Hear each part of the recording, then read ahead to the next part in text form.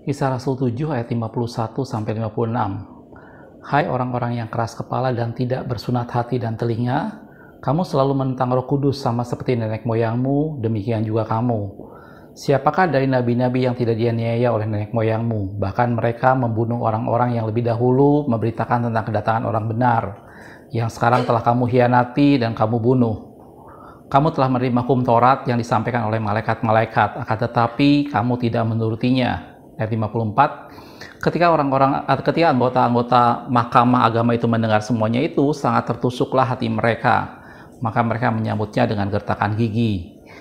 Ayat 56. Tetapi Stefanus yang penuh dengan Roh Kudus menatap ke langit, lalu melihat kemuliaan Allah dan Yesus berdiri di sebelah kanan Allah. Oke, shalom, selamat malam. Ayat yang barusan kita baca adalah peristiwa pembelaan Stefanus pada saat Stefanus terakhir sebelum kemudian dia dirajam dengan batu, dilempari dengan batu, gitu ya. Dan Stefanus pada waktu itu mengungkapkan kata-kata yang sangat keras kepada para anggota mahkamah pada waktu itu yang membuat hati mereka sangat tertusuk.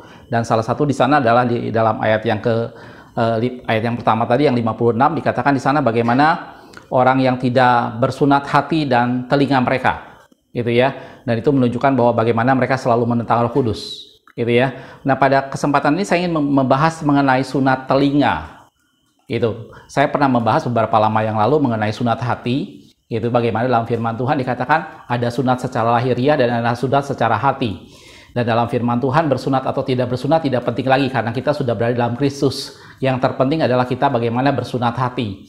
Gitu ya, kita tahu sendiri bahwa definisi sunat atau sunat secara umum dengan mudah adalah bagaimana kulit katan pria itu dipotong. Tetapi sunat hati tentunya lebih dari sekedar itu. Bagaimana seorang menanggalkan keakuannya, bagaimana seorang meninggalkan egonya. Dan barusan kata firman Tuhan pada waktu Stefanus menegur pada anggota mahkamah, dia waktu itu berkata bahwa engkau orang-orang yang tidak bersunat hati dan telinga. Jadi di sini ada sunat telinga. Gitu, dan di sana Stefanus berkata pada mereka bahwa engkau selalu menentang Roh Kudus. Nabi-nabi mana yang tidak engkau aniaya? Bahkan yang lebih dahulu memberitakan tentang kedatangan orang benar juga engkau bunuh. Engkau menerima hukum Taurat tetapi tidak menurutinya. Dan kata-kata itu sangat menusuk para anggota mahkamah pada waktu itu. Dan Stefanus dilempari keluar dan akhirnya dilempari dengan batu. Dan Stefanus melihat kemuliaan Allah dan dia berkata melihat Yesus berdiri di sebelah kanan Allah Bapa. Dan kita tahu ceritanya bagaimana Stefanus dilempari dan dia mati. Dan di dekat sana ada Saulus ya waktu itu masih muda dengan kekuasaan penuh untuk menganiaya umat Tuhan. Dan saudaraku, pada kesempatan ini saya akan membahas mengenai sunat telinga yang tadi dari awal dikatakan oleh Stefanus bahwa mereka adalah orang-orang yang tidak bersunat hati dan telinga. Sunat hati saya pernah bahas. Sekali lagi kalau Anda belum nonton videonya tentang sunat hati, silahkan lihat videonya mengenai sunat hati. Pada video ini saya akan membahas mengenai sunat telinga. Dan itu menggambarkan tentang orang-orang yang telinganya tidak mau mendengar firman Tuhan, tentang orang-orang yang menentang pekerjaan Roh Kudus. Gitu ya, yang orang yang tidak mau menolak pekerjaan Roh Kudus, bahkan dia menentang tentang orang benar dan membunuh nabi-nabi yang memberitakan tentang kedatangan orang benar, yaitu Yesus sendiri. Gitu. Hal sunat telinga ini juga disampaikan oleh Yeremia. Kalau kita lihat dalam ayat yang lain, dalam Yeremia 6 ayat yang ke-10 dikatakan seperti ini. Kepada siapakah aku harus berbicara dan bersaksi supaya mereka mau memperhatikan? Sungguh telinga mereka tidak bersunat. Di sini Yeremia menegaskan lagi bahwa aku harus bersaksi dan berbicara pada siapa supaya mereka mau memperhatikan. Orang-orang ini dikatakan sungguh telinga mereka tidak bersunat. Gitu ya. Mereka tidak dapat mendengar. Gitu ya. Sungguh firman Tuhan menjadi cemoohan bagi mereka, mereka tidak menyukainya. Jadi dalam firman Tuhan kita mengenal ada yang namanya sunat telinga. Jadi di samping sunat secara lahiriah, yang adalah sunat yang datang dari Abraham, bagaimana itu bukti janji Allah kepada Abraham. Dan kemudian kita tahu juga, saya sudah membahas mengenai sunat hati. Dalam firman Tuhan yang barusan kita baca adalah bagaimana pada waktu Stefanus menegur, dia bilang mereka tidak bersunat hati dan bersunat telinga. Dan di barusan dalam kitab Yeremia dikatakan, aku harus menyampaikan saksi kepada siapa? Supaya mereka mau memperhatikan. Karena mereka ini tidak bisa mendengar karena telinga mereka tidak bersunat. Dan firman Tuhan menjadi cemoohan bagi mereka. Gitu ya saudaraku ya. Itu latar belakang dalam firman Tuhan tentang kata-kata sunat telinga. Jadi ini menjadi sesuatu yang penting bagaimana telinga seseorang itu disunat sehingga dia bisa mendengar firman Tuhan. Tadi saya sudah bilang telinga itu sunat itu adalah bentuk keegoan seseorang, bentuk keakuan seseorang, gitu ya. Dan itu digambarkan seperti kulit katan pria yang kemudian harus dipotong, gitu ya. Dan dalam firman Tuhan dikatakan telinganya tidak bersunat sehingga dia menentang pekerjaan Roh Kudus, telinganya tidak bersunat sehingga dia tidak mau mendengar firman Tuhan. Dan kata firman Tuhan dikatakan mereka harus bersunat telinga. Ya, jadi hari ini saya akan membahas lebih banyak mengenai sunat telinga. Kalau kita perhatikan telinga, tentunya kita sudah tahu bahwa itu adalah bagian dari salah satu panca indera kita untuk mendengar. Kalau saya kembali melihat lebih detail dalam Perjanjian Lama, ternyata telinga ini berhubungan dengan beberapa bagian saya ingin bahas berhubungan dengan Perjanjian Lama. Salah satunya adalah hukum Taurat tentang hal budak. Ada hal yang menarik pada saat orang mengambil budak orang Ibrani. Pada hukum Taurat dibuat sebuah aturan, gitu ya. Jadi aturan kalau seorang membeli seorang budak Ibrani, maka aturannya budak itu harus bekerja pada mereka selama 6 tahun. Tahun ke-7 mereka harus membebaskannya. Terus ada aturan yang dibuat dalam hukum Taurat. Kalau dia datang sendirian, budak itu dibeli sebagai satu pribadi, maka setelah tahun ke-7 maka dia harus dibebaskan sendirian. Gitu ya. Terus kalau dia misalnya waktu dibeli dia sudah berkeluarga, punya istri dan anak, maka pada tahun ke-7 pada waktu dia dibebaskan, dia harus dibebaskan juga dengan istri dan anaknya. Itu aturan yang kedua. Aturan yang ketiga, pada saat dia dibeli, dia sebagai satu pribadi, tetapi tuannya kemudian memberikan kepada budak itu istri dan anak, gitu ya. Nah, pada tahun ke-7, maka si budak itu harus keluar sendirian. Karena tadi istri dan anaknya diberikan oleh tuannya setelah dia dibeli, gitu ya. Tetapi kalau budak ini menolak untuk keluar karena dia terlalu sayang pada istri dan anaknya, maka caranya adalah dia harus datang kepada tuannya dan diberikan tanda darah di telinganya untuk membuktikan bahwa dia akan menjadi budak seumur hidupnya karena dia sayang pada anak dan istrinya. Jelas saudaraku ya? Jadi kalau dia sendirian, maka tahun ke-7 dia harus keluar sendirian. Kalau dia dengan anak dan istri, maka tahun ke-7 mereka harus keluar bersama-sama. Tapi kalau dia sendirian pada waktu dia jadi budak, dia mendapat istri dan anak dari tuannya, si budak tadi boleh pilih. Kalau dia mau keluar, dia keluar sendirian. Tapi kalau dia tidak mau karena dia sayang pada istri dan anaknya, maka dia harus diberikan tanda di telinganya untuk menunjukkan bahwa dia akan menjadi budak pada tuan itu buat selama-lamanya karena dia mengasihi istri dan anaknya. Kita lihat sebentar saudaraku ya. Mungkin aturan lebih detailnya silahkan Anda baca seluruhnya. Saya ambil bagian yang itu aja. Dalam Keluaran 21 ayat yang ke-6. Maka haruslah tuan itu membawanya menghadap Allah. Jadi si budak tadi tidak mau keluar karena dia punya istri dan anak yang dia kasihi. Itu yang didapat pada waktu dia menjadi budak. Gitu ya. Tuannya menghadap pada Allah lalu membawanya ke pintu atau ke tiang pintu. Lanjutannya, dan tuannya itu menusuk telinganya dengan penusuk. Gitu ya. Jadi telinganya harus dilukai. Telinga si budak tadi harus dilukai. Gitu. Dan budak itu bekerja pada tuannya untuk seumur hidupnya. Jadi di sana luka pada telinga itu bicara soal kerelaan budak itu untuk memilih menjadi budak tuannya seumur hidupnya. Selama 6 tahun dia bekerja, pada tahun ke-7 dia boleh keluar. Gitu. Dengan catatan tadi, kalau dia sendirian, dia keluar sendirian. Kalau dia bersama keluarga, dia keluar bersama keluarga. Tapi kalau dia sendirian tetapi pada masa jadi budak dia mendapat anak istri, dia boleh pilih. Kalau dia mau keluar, berarti dia keluar sendirian.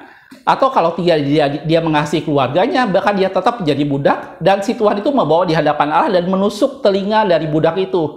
Dan dia selama-lamanya menjadi budak atas tuannya itu karena kasihnya kepada keluarganya.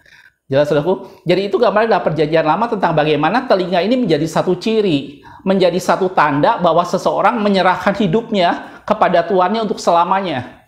Gitu ya. Nah, hal yang berlaku juga yang aturan yang diberikan tentang bagaimana membebaskan seorang tawanan gitu ya.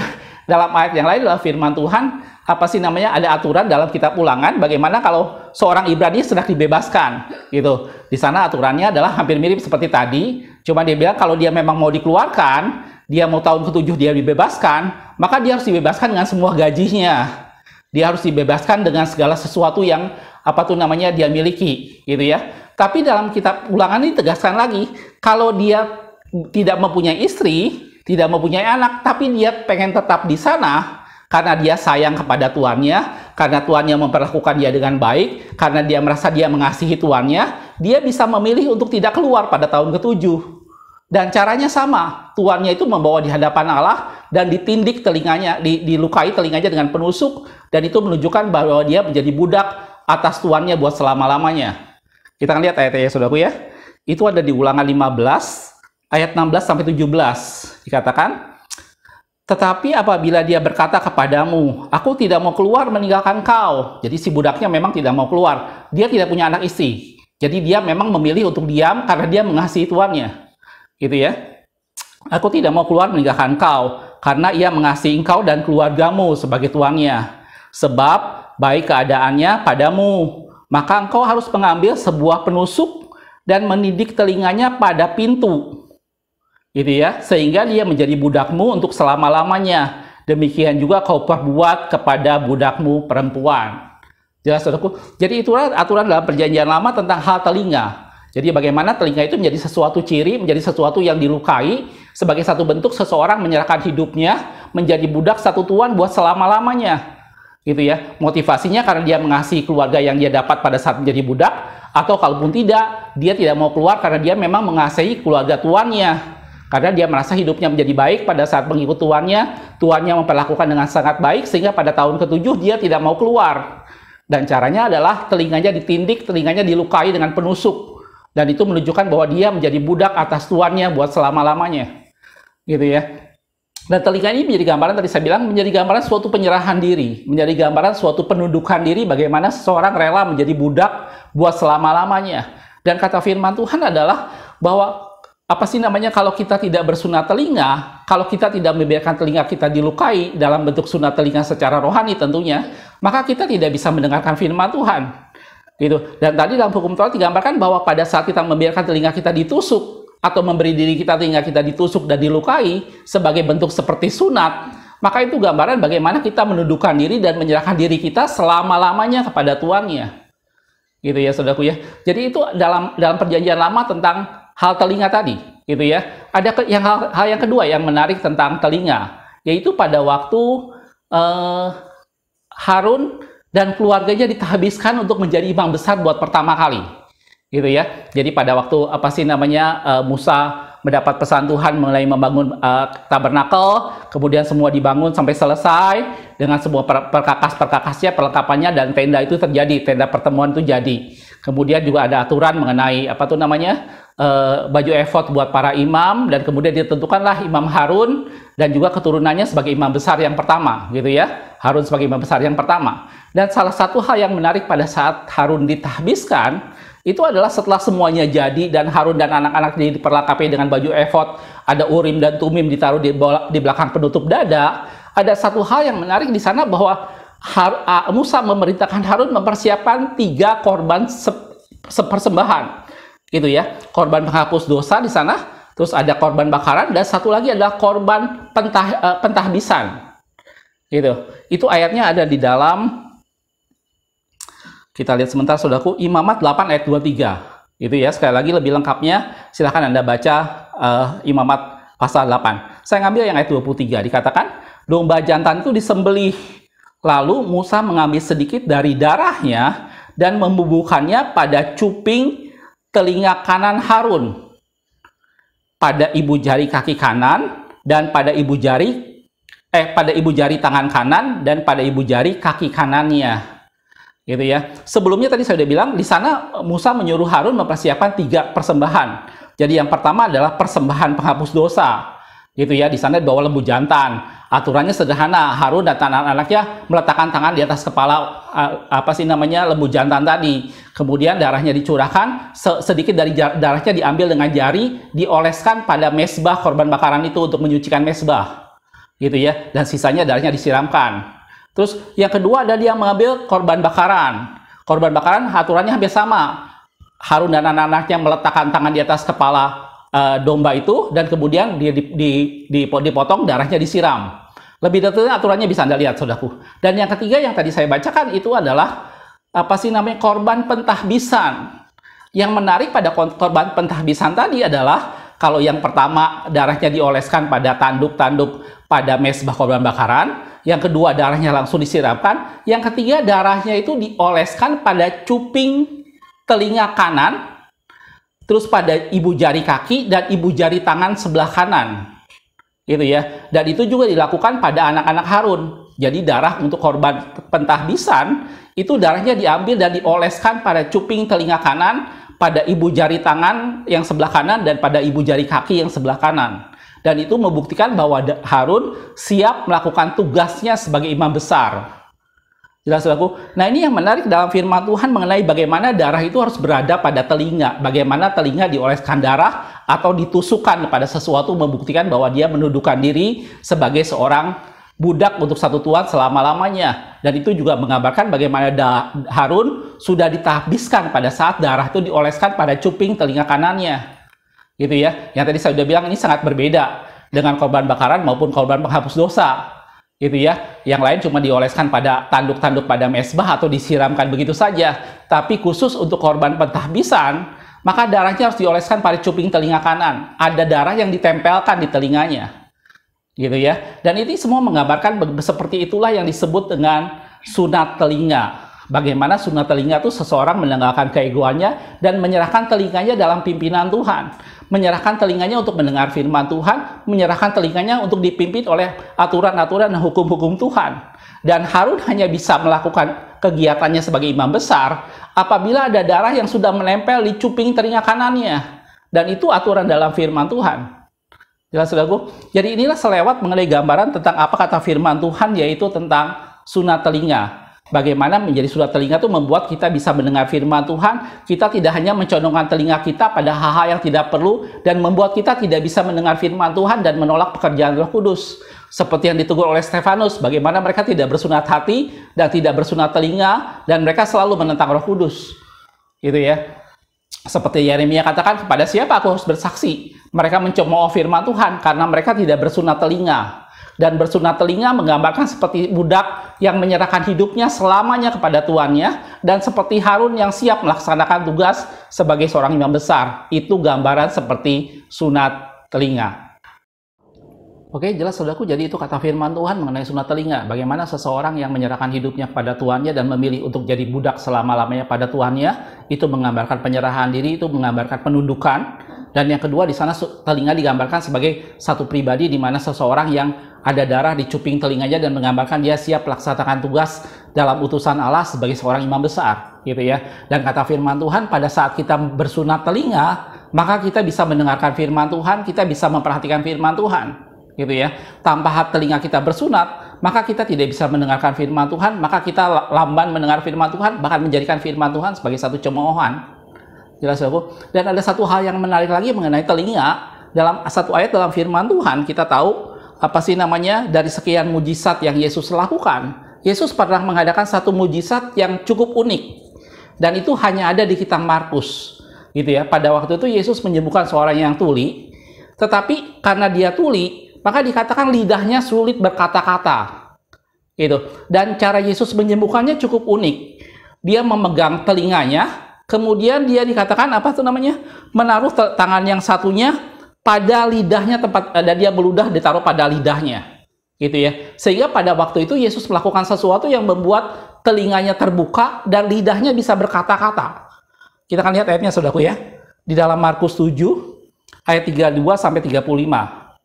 Dia bilang, di situ orang membawa kepadanya seorang yang tuli. Dia ini tuli, tidak bisa mendengar. Dan yang gagap dan memohon kepadanya. Jadi karena dia tuli, maka dia susah berbicara. Itu saya yakin ini menjadi satu ekses yang paling gampang kita jumpai. Biasanya orang yang mengalami gangguan secara pendengaran, otomatis karena tidak ada suara yang masuk, maka apa sih namanya, kemampuan bicaranya pun akan banyak menurun. Gitu. Dan dikatakan dia tuli dan gagap memohon kepadanya. Lalu ia meletakkan tangannya atas orang itu. Yesus melakukan itu. Dan sesudah Yesus memisahkan dia dari orang banyak sehingga mereka sendirian, lanjutannya adalah ia memasukkan jarinya ke telinga orang itu. Yesus memasukkan jarinya ke telinga orang itu. Lalu ia meludah dan meraba lidah orang itu. Jadi Yesus memasukkan tangannya ke telinga, terus dia meludah dan memasukkan ke lidah orang itu. Gitu ya. Kemudian sambil menengadah ke langit, Yesus menarik nafas dan berkata, "Efata." Artinya terbukalah. Maka terbukalah telinga orang itu, dan seketika itu pulalah pengikat lidahnya. Seketika itu lepas pulalah pengikat lidahnya. Lalu ia berkata-kata dengan baik. Jadi dari sini digambarkan bahwa pada saat Yesus menyembuhkan seorang yang tuli, Dengan bersamaan waktu Yesus berkata Efata, terbukalah, maka pengikat lidahnya itu pun terlepas sehingga dia bisa berkata-kata dengan baik. Gitu ya. Jadi kalau kita perhatikan di sini sangat erat hubungannya dengan panca indera kita. Bagaimana apa yang didengar oleh kita itu akan masuk dalam hati kita, dan itulah yang akan meluap di dalam apa yang di dalam katakan. Gitu ya. Saya pernah membahas satu ayat di dalam firman Tuhan tentang lidah, bagaimana perkataan yang keluar dari mulut kita itu meluap dari hati. Gitu ya. Seorang dalam hatinya perbendaharaan yang baik, maka dia akan mengeluarkan kata-kata yang baik. Seorang dalam hatinya perbendaharaan jahat, maka dia akan mengeluarkan kata-kata yang jahat. Dan apa yang masuk dalam hatinya itu didatang dari apa yang didengar telinganya. Apa yang didengar telinga akan masuk ke dalam hatinya, dan itu akan meluap di mulutnya. Gitu. Jadi penting sekali kita bicara soal bagaimana kita mendengarkan firman Tuhan dengan telinga kita, yaitu kita harus bersunat telinga. Sehingga kalau kita bersunat telinga, maka kita bisa mendengarkan firman Tuhan, dan firman Tuhan masuk dalam hati kita. Dan karena ada firman Tuhan dalam hati kita, maka meluaplah keluar kata-kata yang berasal dari dalam hati, yaitu firman Tuhan itu sendiri. Jelas, saudaraku? Jadi ini menjadi sesuatu penting. Itulah sebabnya kenapa Harun harus dibereskan dulu darah ditaruh pada cuping telinga kanannya, supaya dengan demikian dia bisa mendengar firman Tuhan, dia bisa mengikuti arahan yang Tuhan berikan, dan hatinya diisi dengan firman Tuhan, dan kata-kata yang keluar nanti itu adalah kata-kata yang membawa umat Tuhan pada pengenalan akan Tuhan. Tugas imam besar adalah masuk ke bait Allah, dia bersekutu dengan Tuhan, dan dia keluar menyampaikan pesan Tuhan yang dia dapat di ruang maha suci. Gitu ya. Dan Harun tidak bisa melakukan itu sebelum ada darah di cuping telinga kanannya. Karena kalau dia meletakkan darah di cuping telinga kanannya, maka dia bisa mendengarkan firman Tuhan. Kalau dia mendengarkan firman Tuhan dan firman Tuhan masuk dalam hatinya, maka dia bisa keluar dan menyampaikan firman Tuhan bagi umat Israel pada waktu itu, dan itulah tugas imam besar. Tugas imam besar menjadi pengantara antara Allah dengan manusia pada zaman itu. Jelas aku? Nah, dari sini kita ingin sama-sama melihat tentang pentingnya sunat telinga. Bagaimana kita harus menjaga telinga kita untuk mendengarkan hal-hal yang benar. Bagaimana kita harus menjaga telinga kita untuk mendengarkan firman Tuhan dan mengarahkan pada firman Tuhan. Dan tadi saya sudah jelaskan bahwa mendengar dengan sunat telinga atau mendengar dengan telinga kita itu menggambarkan seperti seseorang yang menyerahkan hidupnya, menggambarkan seperti penundukan seumur hidup. Gitu ya. Dan itu juga menggambarkan seseorang yang siap melaksanakan tugas, dan itu sangat berhubungan antara yang kita dengar dengan apa yang kita katakan. Gitu. Dan itu sering saya bahas di banyak video tentang bagaimana apa yang meluap dari mulut itu datangnya dari hati. Apa yang dari hati itu kan meluap di mulut. Jelas, saudaraku? Dan apa yang dalam hati kita bersumber dari apa yang kita dengar, itu yang masuk ke dalam hati kita. Jelas, saudaraku? Jadi ini semua kita ingin sama-sama mengerti bahwa itulah yang dimaksud dengan sunat telinga. Gitu ya. Mari serahkan telinga Anda kepada Tuhan, mari biarkan telinga kita dikuduskan, biarkan ada darah Yesus, ada seperti darah di cuping telinga kanan kita supaya kita bisa mendengarkan firman Tuhan. Bukan kita memalingkan diri kita dari kebenaran dan membukanya bagi dongeng seperti kata firman Tuhan. Di akhir zaman akan banyak orang yang mengumpulkan guru-guru palsu hanya untuk memuaskan keinginan telinganya. Itu telinganya tidak bersunat. Itu telinganya hanya memuaskan untuk keinginan hawa nafsunya sendiri. Sekarang kalau saya tanya kepada Anda dan saya masing-masing, dalam satu hari berapa banyak informasi yang kita dengar dari telinga kita?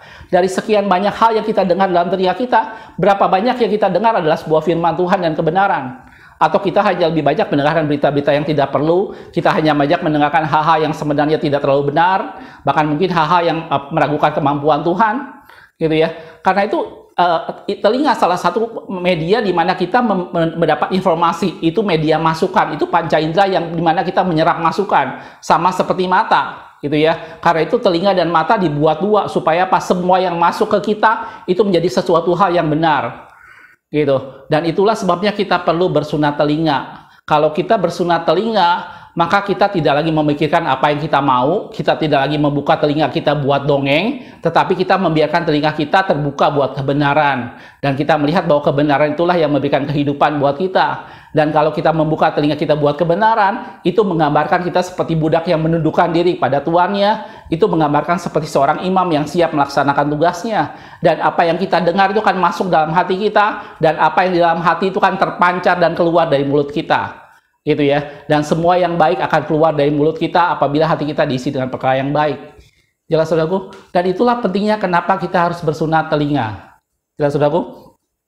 Satu ayat yang terakhir kita lihat dalam firman Tuhan dalam Matius 11 ayat yang 15 dikatakan, siapa bertelinga hendaklah ia mendengar. Banyak sekali ayat-ayat dalam firman Tuhan tentang mendengar dan bertelinga. gitu ya. Jangan cuma sekedar kita mempunyai telinga, tapi baiklah telinga kita juga mendengar perkataan firman Tuhan, gitu ya. Biarkan dari Yesus menguduskan telinga Anda, biarkan telinga kita disunatkan, sehingga telinga kita tidak hanya memikirkan apa yang kita mau, telinga kita tidak hanya mendengarkan apa yang kita suka, tapi belajar telinga kita mengarahkan pada kebenaran firman Tuhan, sekalipun mungkin kebenaran firman Tuhan itu menegur kita, sekalipun kebenaran firman Tuhan itu mungkin membuka segala kekurangan atau keburukan kita, tetapi itu justru memperbaiki kita, dan kita harus membuka telinga kita buat kebenaran firman Tuhan.